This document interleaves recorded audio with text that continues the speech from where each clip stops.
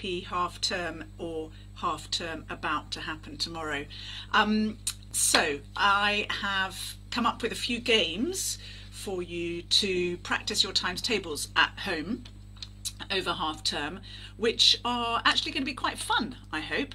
And no worksheets and no screens, although I'm going to suggest a few screen games at the end for those moments like at airports or in cars when you really need to plug them into something and keep them quiet and make it educational. So first of all, how we learn times tables these days. There's no substitute really for rote learning to get them into your head to start with, but when you practice them, apparently my current frame rate is too low. Not sure what that means. Hold on 2 seconds. No, I'm just going to crack on and hope that that works. Give me a bit of a thumbs up or something if it's all okay. I don't really understand frame rates. But so when we are learning times tables, it's often really tempting to allow children to start with, say, your 3 times table. Say, well, I know my 3 times table because I can go 3, 6, 9, 12, 15, etc.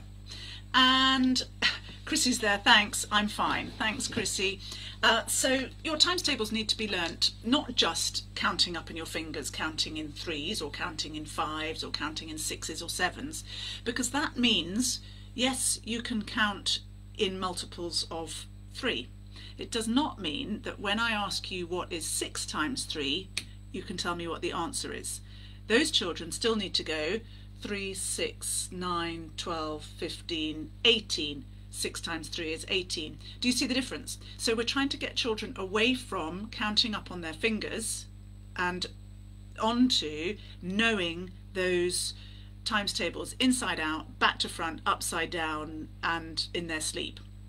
Okay, because they are the backbone of all maths. You can't divide without tables, you can't do fractions without tables, you can't do most word problems without your times tables. Obviously bigger multiplication questions, you need your tables. So they are the backbone. It's really, really important. So let me get on to some of the games that I play with my children. Some of them I play with my tutees online, and some don't work so well online, so I used to play them in the classroom, but all of these work well at home in your families, and you can adapt them for younger children and older children, or those who are learning their sort of 2s, 3s and 4s times tables versus those are sort of more advanced on their 7, 8s and 9s times tables. So first of all, one that I use all the time is bingo. And I do use this online. So this is, we would do the 4 times table, and I write a box of 6 numbers like this, and my child writes a box of 6 numbers. Obviously we hide them so that we can't see them, and I have a very high-tech way of pulling out the numbers for bingo. I have a whole load of scraps of paper in my desk drawer, and I will pull out a scrap of paper and say, do you have 7 times 4? And then the child has to tell me what 7 times 4 is and cross it off if they got it. I do have 7 times 4, so I cross that off here. Okay, and then we keep going. So do you have 11 times 4? And they say 44, and I say yes, I've got that, and they cross it off if they've got it. And the idea is obviously, just like bingo, to cross them all off, and the winner shouts bingo. So that's quite easy and very table specific, so you can do your 4 times table, your 6 times table, whatever you want to do. Also, I do square numbers and square roots on there, and you can do prime numbers as well with bingo. So that one works really, really well and is quite good for a sitting down game. Now, I've also got a few games which require times tables cards, and a lot of times tables cards that you buy have either the question and the answer on one side, or the question on one side and the answer on the other side. What I'm going to design and sell for you is times tables that come in 2 cards. So you've got the question on one card and the answer on the other card, because a lot of these games require matching the question and the answer. So given that you might need to make those before I design them, but it's quite easy, you just cut up a bit of paper and you write the questions for the 4 times tables on one piece of paper and the answers for the 4 times tables on the other piece of paper. Put them all face down, muddle them up, spread them out so they're all in one layer, put them face down, and each player, it's the memory game basically, each player picks up 2 pieces of paper or card and sees whether or not they've got to match the question and the answer. If they don't match, you put them down and remember where they were. So maybe you got 2 times 4 in this hand and you got 16 in this hand. Obviously they don't match, you put them down, but the next time you pick up one and it says 4 times 4, you go, ah yes, I've seen 16 over here, and you pick that up. Okay, so now you've got a matching pair and you take that away. So that's the memory game. Snap works just as the name suggests, just as a game of snap. So one player has the questions and the other player has the answers, and you put them down simultaneously and you see when the question matches the answer and you shout snap. Okay, so those are 2 good games for times tables ones. Oh, and the other one you can do with this, if you make the set, or I make the set and you get it, is the find my pair. So you as an adult would sit in a nice comfy chair having a cup of tea or a glass of wine, and it's very easy for you, but the children run around the house. Now before they do this, sorry, rewind, you have put the answers to maybe 2 or 3 groups of times tables.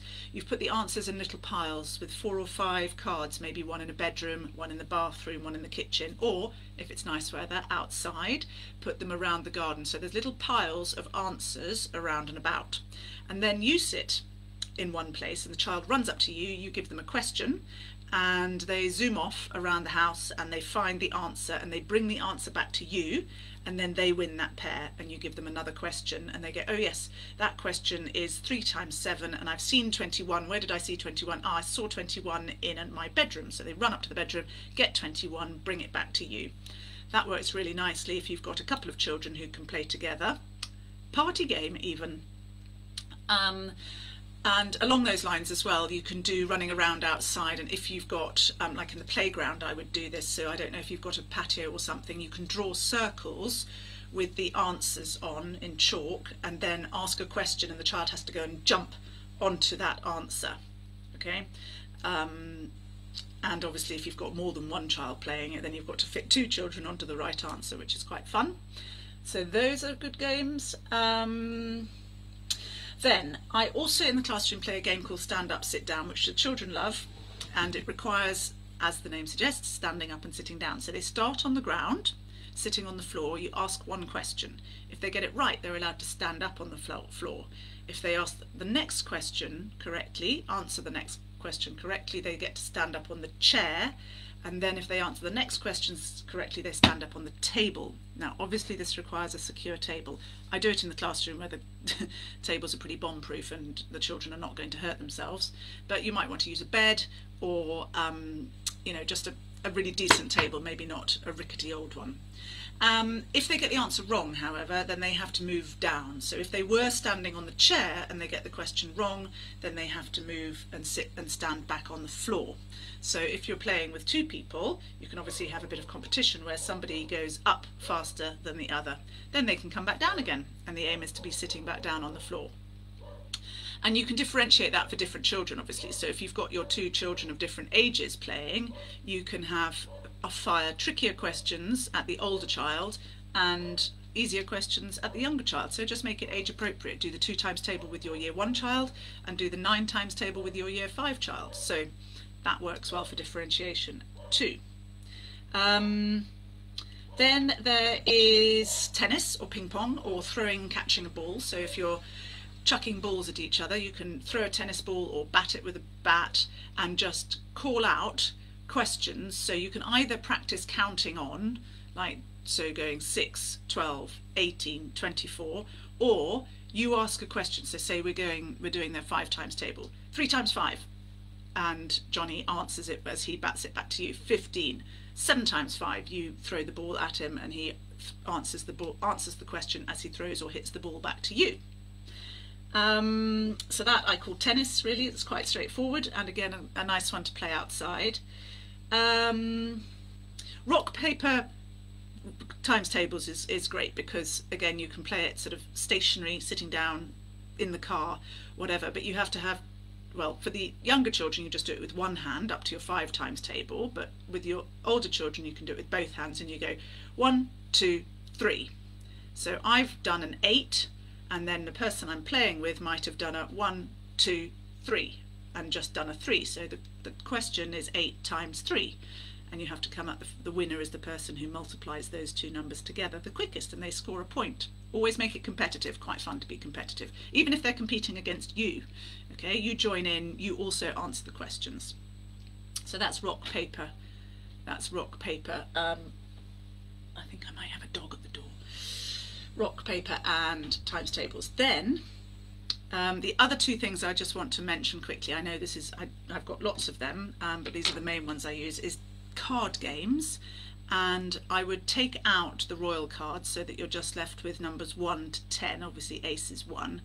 And 2 players, shuffle the deck, split them in half. 2 players, you pop down 2 cards at the same time, and the winner is the first person to call out the answer. So you put down a 3 and a 7, you shout out 21, and you keep those 2 cards. Okay, and you can just keep going, multiplying those numbers together. Again, to differentiate and make it easier for younger children, maybe just take out all the 2s, 3s and 4s and 5s perhaps, and then you can just play with those numbers. You don't have to have the 6s, 7s, 8s, 9s, 10s in there as well. And then dice games. Now I have some of these rather lovely dice which I play Countdown with, which is another game for another day. It's not a times tables game, but what I would do is choose, you can just use 6-sided dice and just use 2 of those, roll them and multiply the numbers together. Or you can get these dice, which I could put a link for you. I think I put a link in the newsletter, but I have a 12-sided dice, and then I would maybe use, well, for the really advanced, for the most challenging, I've got a 20-sided dice. So we could do some quite challenging timesing by that, rolling those 2 and multiplying those 2 numbers together. But just to keep it simple, I'd go 12-sided and maybe a 6-sided, and then you roll them together and multiply those numbers together. Again, you can differentiate it and keep it just as the lower numbers, or I've got a rather strange triangular dice here which has got 3 numbers on each side. You could roll that and multiply the numbers together, so it's 3 times 1 times 2, or it's 4 times 3 times 2. So you can sort of play around with dice like that. There are lots of other card games and dice games, but those are the most fun ones that I play with just for times tables. You can do adding up and subtracting and all the rest of it. So there you go, there's several games to play to make learning times tables fun. I hope that helps a bit. If you are in need of a screen game and you haven't yet found Hit the Button, please find it, because it really works, and you can use your it's got square numbers in there. It's not just for little ones doing their number bonds, because it's got all your times tables, it's got all your division sums, it's got, you can choose whether you do just 1 times table or whether you do them all up to 12. You can choose whether you hit the answer or you hit the question. That also makes it trickier for children. And there's also square numbers and square roots in there as well. So really useful place to be is Hit the Button. And then if you go to the Top Marks, if you just Google Top Marks Maths, there's tons of free games in there for adding up, taking away, and your times tables. And the other one that's really handy is the Maths Frame games. Children love those for a bit of screen time. So yeah, have a look at those. Oh yes, and last point is, do remember to do divisions as well. So once you get good enough at your times tables, certainly in year sort of 3 upwards, then the children also need to know the relating division facts. So once you've started played these games with multiplication, you can then switch it around and do divisions, which uses your times tables obviously, but it's really important that they get to grips with that as well. Any questions, give me a shout. Any concerns or worries, also let me know. But I really hope that you could possibly pop in here whether or not you've tried some of these games at home over half term, and whether or not your children actually began to enjoy times tables. Oh, heaven forbid. Thanks Elaine, great, thanks for joining, and if you've joined on replay then just send us a message as well. I'd love to know if you watch this later. So enjoy half term, and please do try and keep some times tables going. It might keep them quiet for a little while. Okay guys, take care, I'll see you soon. Bye bye.